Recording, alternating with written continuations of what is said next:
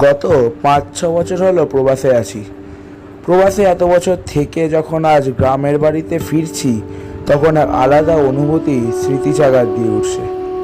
এই 6 বছরে গ্রামে পাকা রাস্তা ছাড়া প্রায় সবই একই রকম থাকার কথা সেই মান্নারের ছোট্ট বাগান আর তাতে একটা বট গাছ। থাকার কথা রাস্তার পাশে আমাদের বন্ধুদের সেই আড্ডার স্থান। এক সময় যে কি আড্ডাই না মেরেছি আর কি বলবো। ওর জন্য মায়ের কাছে বকা খাওয়াটা রোজকার ডিউটি হয়ে গেছিল। মা, বাবা, দাদার সাথে একসাথে দুপুরবেলা খেতে বসতাম। বর্ষাকালে বর্ষাকালে কাদা মেখে ফুটবল খেলার একটা আলাদাই মজা ছিল। এইসব ভালো কথা ভাবতে ভাবতে প্লেনে করে কলকাতা ফিরছি, কিন্তু তার সাথে স্মৃতির ফলকে তাড়া দিল এক আলাদা রকম স্মৃতি। স্মৃতিটা ছিল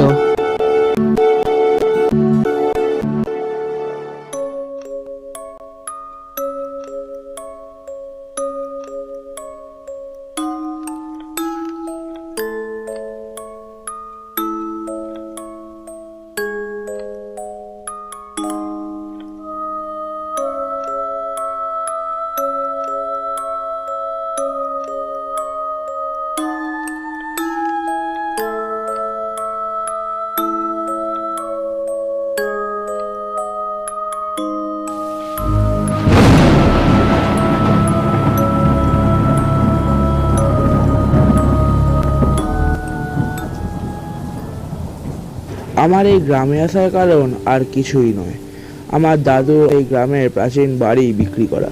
এই 3 বছর হলো আমার পিতা গত হয়েছেন। তখন প্রবাসে বিশেষ কাজ থাকায় বাবাকে যে শেষবারের মতো দেখতে পাইনি, সেই দুঃখে প্রবাসে আমি খুব কেঁদেছি। আমার দাদা সেই অভিমানের আগে আমার সাথে আর কথা বলে না। গ্রামের বাড়ির ওর অংশ ও বিক্রি করে মাকে নিয়ে শান্তিনিকেতনে চলে গেছে। তাই ভাবছি আমিও গ্রামের এই বাড়ি বিক্রি করে শান্তিনিকেতনে গিয়ে ওর সাথে দেখা করে আসব। দেখি ওর রাগ ভাঙানো যায় নাকি। বিদেশের সময় অনুযায়ী যখন ঘড়িতে বিকেল 6টা বাজে, তখন প্লেনে চড়েছিলাম আর দমদমে পৌঁছলাম ওই দুপুর 12টা নাগাদ। সেখান থেকে আমাদের গ্রামের আরও 7 ঘন্টার রাস্তা, কাজেই পৌঁছতে বেজে গেল 8:30। বাস থামতেই নেমে পাশের মাইল ফলক ধরে আর অতীতের স্মৃতি মাথায় রেখে এগোতে থাকলাম।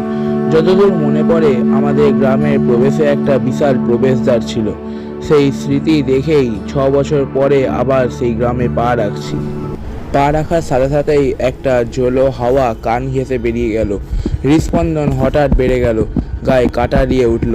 চিনতে পারলাম না আমি আমার গ্রামকে। চারিদিকের বাড়ি ঘর সব তছনছ হয়ে গেছে, কাছে কোনো অস্তিত্বও নেই। গুটি কয়েক বাড়ি দূর দূরান্তে দেখা যাচ্ছে, কোনো মানুষ, বন্ধু, দাদা কাউকেই দেখতে পেলাম না। দূরে একটা টিমটিমে আলো জ্বলতে দেখলাম। মনের মধ্যে সাহস নিয়ে ফোনের ফ্ল্যাশ লাইটটাকে অন করে এগোতে থাকলাম সেই আলোর দিকে।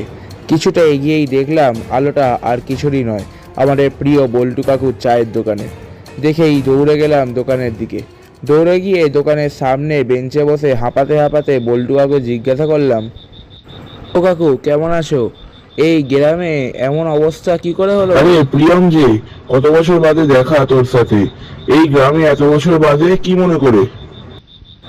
দাদা তো রাগ করে ওর বাড়ির অংশ বিক্রি করে শান্তিনিকেতনে চলে গেল, আর আমিও প্রবাস ছেড়ে এদেশে খুব কমই আসি।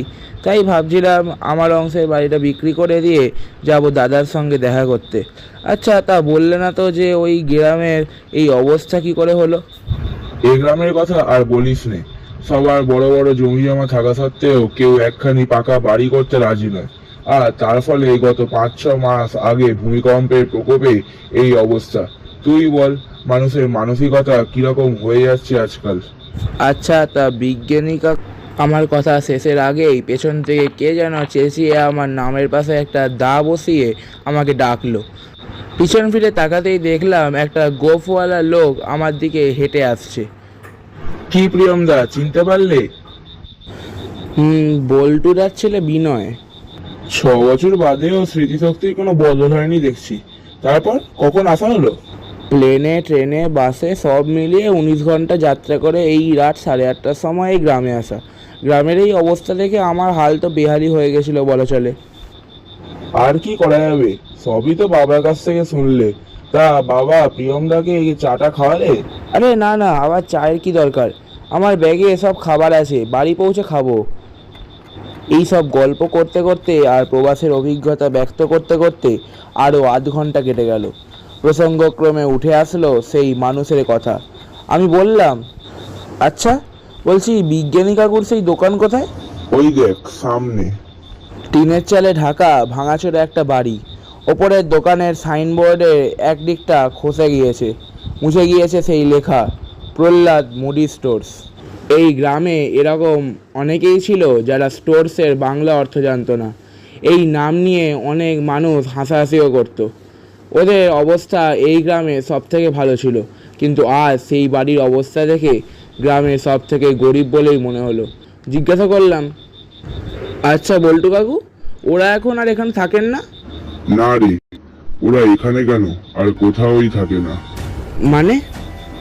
মানে ওরা মৃত। শুনেই বুকটা ধড়াস করে উঠল। সেই প্রহ্লাদ কাকু ওরফে বিজ্ঞানী কাকু, যে কিনা আমাকে প্রতি সপ্তাহে একটা করে খেলনা বানিয়ে দিত, যাকে গ্রামের সকলে ভালোবেসে বিজ্ঞানী কাকু বলে ডাকতো, যার সেই আজগুবি এক্সপেরিমেন্ট আমাদের বিস্মিত করত, সেই মানুষ আজ মৃত। শুনে চোখে জল ভরে এলো, শুনে মাথাটা প্রচুর ব্যথা করতে শুরু করলো। কবে, কিভাবে, কেন মারা গেল এ প্রশ্ন করার মতো আর শরীর সায় দিল না। বসে পড়লাম বেঞ্চে। শরীরটা একটু ঠিক মনে হলে আস্তে করে উঠে মনের মধ্যে শোকের বোঝা নিয়ে এগিয়ে চললাম আমার গ্রামের বাড়ির দিকে। প্রশ্নগুলো করতে আর ইচ্ছা করলো না। এই গ্রামে নতুন করে ঢোকার পর থেকে যে অলৌকিক সব ঘটনা ঘটছে আর কেনই বা ঘটছে তা ভগবান